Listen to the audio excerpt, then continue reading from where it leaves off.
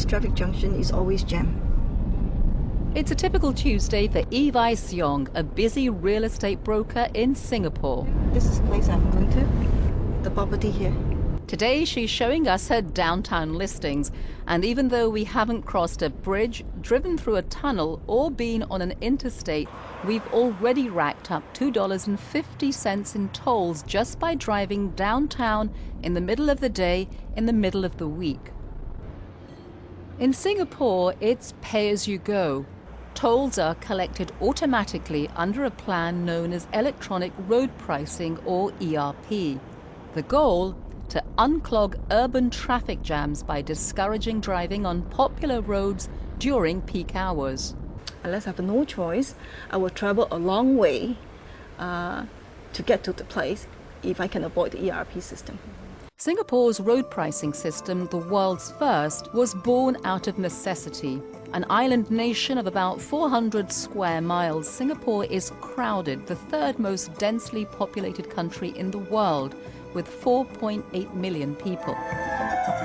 We have been, in a way, forced by circumstances to do many of the things that we had to do. Because land is so limited, building roads comes at the expense of houses, schools and offices. So the government strictly controls the number of cars on the road by making it very expensive to own one.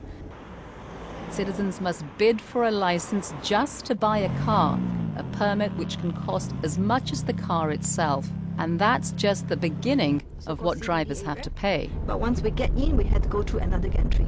Every car in Singapore is fitted with a unit that holds a refillable cash card. As drivers pass under what's known as a gantry, an electronic eye deducts a toll.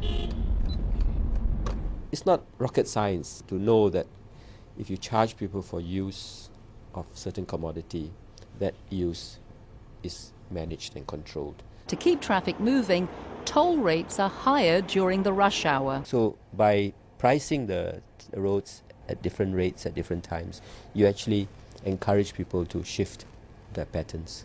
And residents here have, despite the relative wealth of the country, fewer than 30% of Singaporeans own a car. As our population grows, our public transport networks need to grow in tandem. Road pricing works in Singapore because the country offers a viable alternative to driving in its public transportation system. Bus stations here are lifestyle hubs with free wireless hotspots. Commuters receive text messages with updated transit information. You can shop, bank, eat and transfer to other buses or the subway known as the MRT. Next station, City Hall. The MRT is the backbone of Singapore's public transportation system. It opened in 1987 and has an average daily ridership of 1.7 million people. That's up nearly 70% in the 10 years since the road pricing system was implemented. We want to make our MRT system a welcoming place. That means people will use it, they will feel comfortable using it. And people do like it. A 2008 Gallup poll named Singapore's MRT the best in the world in terms of customer satisfaction. We took extra care to ensure that when we designed the stations, we wanted to ensure that the stations are spacious so that people feel comfortable walking in them.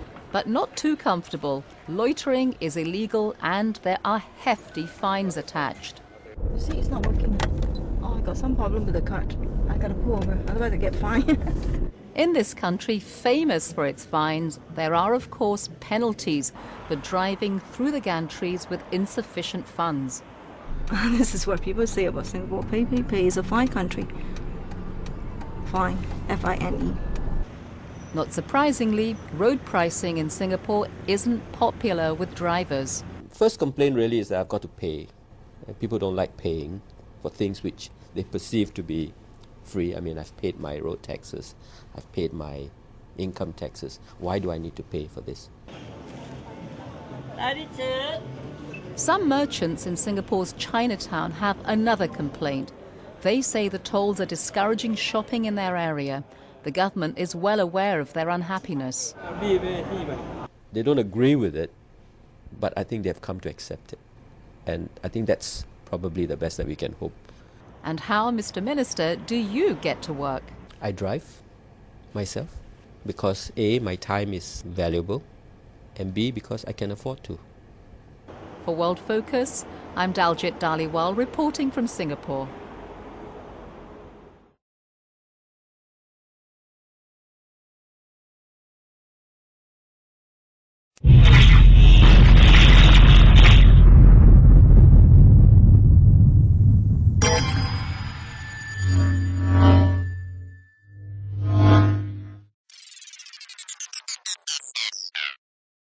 Every driver here knows what is a Certificate of Entitlement, or better known as COE. It's a premium motorist pay on top of the vehicle price. Say for example, the price of a car is $50,000. You still have to fork out an additional $20,000 just for the COE. And that excludes the GST and the bank interest.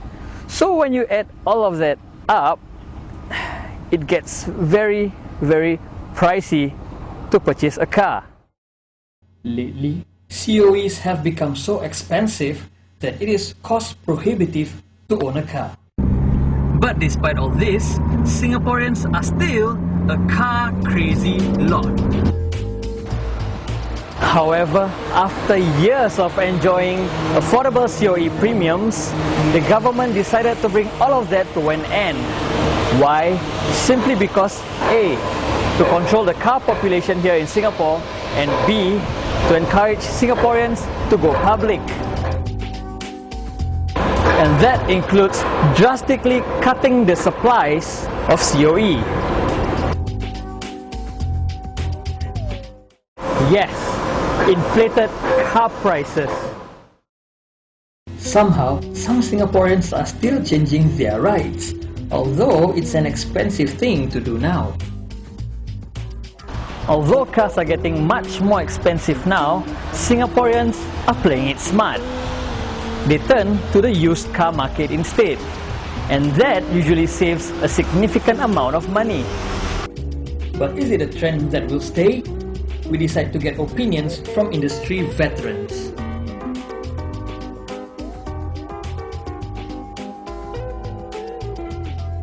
The COE will still be going up for long run. For this next 6 months, the COE will still be moving upwards gradually. You see? Because the supply of COE is low. So in July, when it comes again, on July, the COE will be reduced even further, because by seeing these few months, the number of cars scrapped is also went down further. I think it means that it is for this next 6 months. Well, I think the COE for the next 6 months will remain as it is. If it were to increase, it won't increase that much anymore, but most probably will decrease a little bit. When the government announced the cut in the COE quota, it was no surprise that the COE prices went up.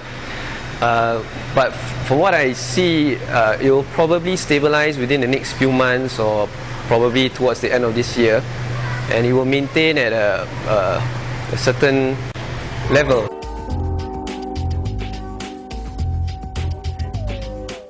Sales of used car, definitely the demand on used car will be going up, because one thing for sure, used car market, the price is lower than the new car by a substantial amount. The amount is quite far away, because a new car like a Toyota Camry for a brand new is going for around about 130,000, but for a 2 years old Camry, they are selling below 90,000. So definitely you see the price difference of 30 over thousand. Definitely the demand will be still there. It's a bit slow at this moment. Where the sales of the used car right now is picking up better than it was before.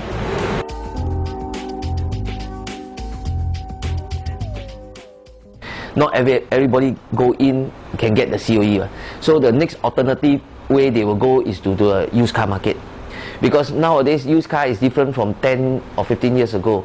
Now most of the used car in the market is all less than 3 years old, or even maybe not more than 4 years old. So definitely, you see, those people that want to go and buy a brand new, if can't get, they will still can hop into the used car market and actually look for a car relatively new, maybe 1 or 2 years old.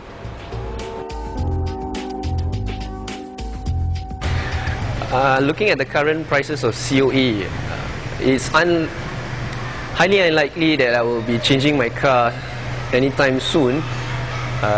So I'll probably be sticking to my current car for the next 7 years or maybe till the end of its COE life before I decide whether to get a new car or to just renew my COE. Results from the first round of bidding for the month of June caught some by surprise because of the increase. Remember, the second round of bidding for the month of May saw a decrease across the board. So it seems like buying a car right now is not the wisest thing to do. All thanks largely to the unpredictable COE premium and the rather ridiculous asking prices of cars now. But what if you really must? Well, the answer is very clear. Getting a used one makes much more sense.